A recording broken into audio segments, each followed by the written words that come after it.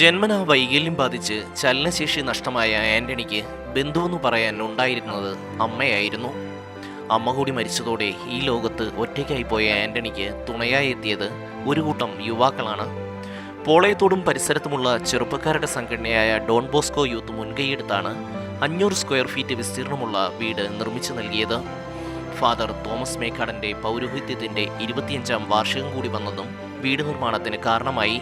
അപ്പോൾ ഞങ്ങൾ മെയിനായിട്ട് പ്ലാൻ ചെയ്തത് ഒരുപാട് പണം സമാഹരിക്കുക എന്നുള്ള രീതിയിലല്ല, പല വസ്തുവകകൾ പല രീതിയിലുള്ള സ്പോൺസേഴ്സിൻ്റെ കയ്യിൽ നിന്ന് കണ്ടെത്തി അവർക്ക് കൊടുക്കുക എന്നുള്ള രീതിയിലായിരുന്നു. അങ്ങനെ നമ്മൾ ഏറ്റവും കൂടുതൽ നമ്മളെ പിള്ളേരായിട്ട് ബന്ധപ്പെട്ട് ഞങ്ങളെ സഹായിച്ചത് ജോൺ ലൂയിസ് സാറാണ്. സാറ് വർക്കൊക്കെ എടുത്ത് ചെയ്യുന്നതാണ്. അപ്പോൾ സാറ് പറഞ്ഞു പല ആൾക്കാരെയും പരിചയപ്പെടുത്തി തരാം. അങ്ങനെ പല രീതിയിലുള്ള അതിനൊക്കെ ഒരു വീട് പൊളിച്ച് മാറ്റിക്കൊണ്ടിരുന്നപ്പോൾ റോബിൻ ചേട്ടനുണ്ട്. ചേട്ടൻ്റെ സഹായത്തോടെ നമുക്ക് കുറച്ച് കട്ടില അങ്ങനെ തടി അങ്ങനെയുള്ള കുറേ സാമഗ്രികൾ കിട്ടി.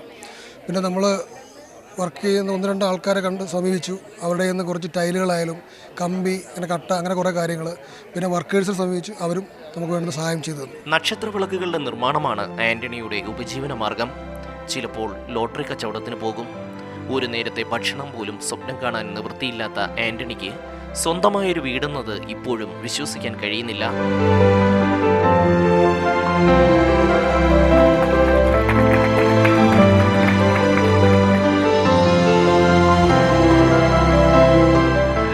ഒരു കൊച്ചു വീടായിരുന്നു, ഒരു കാള് കണക്കായിരുന്നു. അതിൻ്റെ അകത്ത് തന്നെ വെപ്പും ഉറക്കവും എല്ലാം ആയിരുന്നു.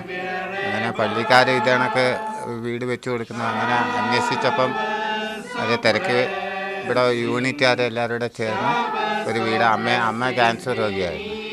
അമ്മ ഇരുന്നപ്പോഴാണ് ഇത് തറ കല്ലിട്ടത്. ഇതിന് മുമ്പേ അമ്മ 4-5 മാസമായി അമ്മ മരിച്ചിട്ട്. ഫാദർ തോമസ് മേക്കാടൻ്റെ പൗരോഹിത്യത്തിൻ്റെ 25ാം വാർഷികത്തോടനുബന്ധിച്ചാണ് ഇത്തരമൊരു കാരുണ്യ പ്രവൃത്തി ചെയ്യാൻ ഡോൺ ബോസ്കോ യൂത്ത് തീരുമാനിച്ചത്. വീട് നിർമ്മാണത്തിനായി ആരിൽ നിന്നും പണം പിരിച്ചില്ല. പകരം വീട് നിർമ്മാണത്തിന് ആവശ്യമായ സാധനങ്ങൾ വാങ്ങി നൽകാനാണ് അഭ്യർത്ഥിച്ചത്. എല്ലാവരും നന്നായി സഹകരിച്ചു. തോപ്പിടവകയിലെ യുവജനങ്ങളെ സംബന്ധിച്ചിടത്തോളം വളരെ സന്തോഷമുള്ളൊരു ദിവസമാണിന്ന്.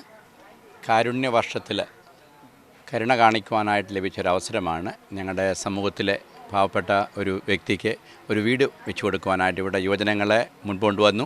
അവരെ മുതിർന്നവരുടെയും ഇടവകയിലെ വൈദികരുടെയും മറ്റുള്ളവരുടെയും സഹായത്തോടുകൂടി ഇന്നതിൻ്റെ പണി പൂർത്തീകരിച്ച് അതിൻ്റെ താക്കോൽ ദാനം നൽകുന്ന ഈ അവസരത്തിൽ ഒത്തിരി സന്തോഷമുണ്ട്. 7 മാസം കൊണ്ടാണ് വീട് പണി പൂർത്തിയായത്. ഏകദേശം 6 ലക്ഷത്തോളം രൂപ ചെലവായി. ആരോരുമില്ലെന്ന ചിന്തയിൽ ജീവിതം തള്ളി നീക്കിയ ആന്റണിക്ക് മുന്നിൽ പ്രതീക്ഷയുടെ പുതിയ വാതിലാണ് ഡോൺ ബോസ്കോ യൂത്ത് തുറന്നിട്ടത്.